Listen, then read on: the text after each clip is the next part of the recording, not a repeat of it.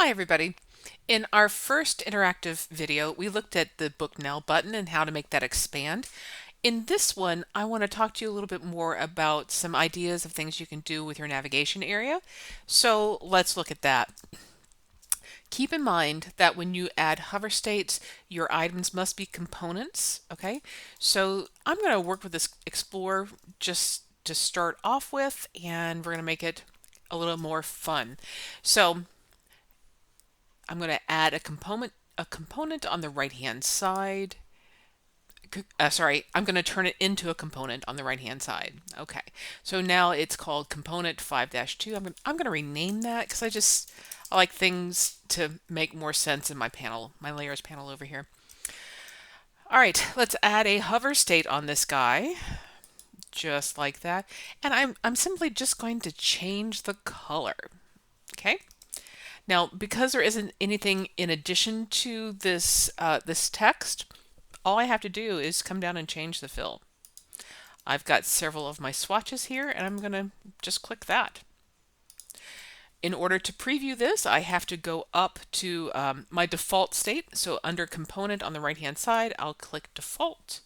And now when I hover, it just does that. That's what I'm looking for. Okay, so that's the first one. That's a very, very simple hover state on a text. The second one is, suppose that you want the background color behind this to change a little bit when you hover over, say stay. So I'm going to add a rectangle here, make it a little bit bigger. And because of the layer order, I need to drag it underneath stay. What would be a beautiful color for that? Let's see here. How about that nice dark? Yeah, that's great. I like that a lot. Okay, I'm going to make sure I've got it centered with the word stay. I think I'll leave that gray outline. That's just fine. Now, as you remember before, I like to have my components named well. The items in my layer panel named well. And I'm going to group these guys together. Let's call this stay button, even though it's not really a button. Okay.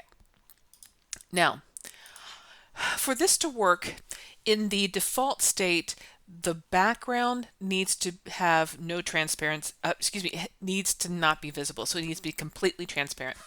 So come down here into your layers, properties, and drag it all the way to 0. Now, turn your group into a component by clicking the plus button. Now you've got your default state set up. Add a hover. Making sure that your hover state is selected. Drill down into your stay button. Click on the background. And now just change the transparency.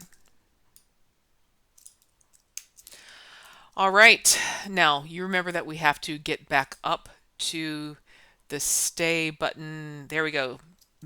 The component main, click on default state and click preview. And there it is. And we can still see the other one. Now, obviously, I'm not going to have both of these types of things inside my navigation button. This is just kind of a sampler to show you some things that can be done and how to do them inside of XD. So choose one and implement something like that for your own designs. Okay, have a good day, guys.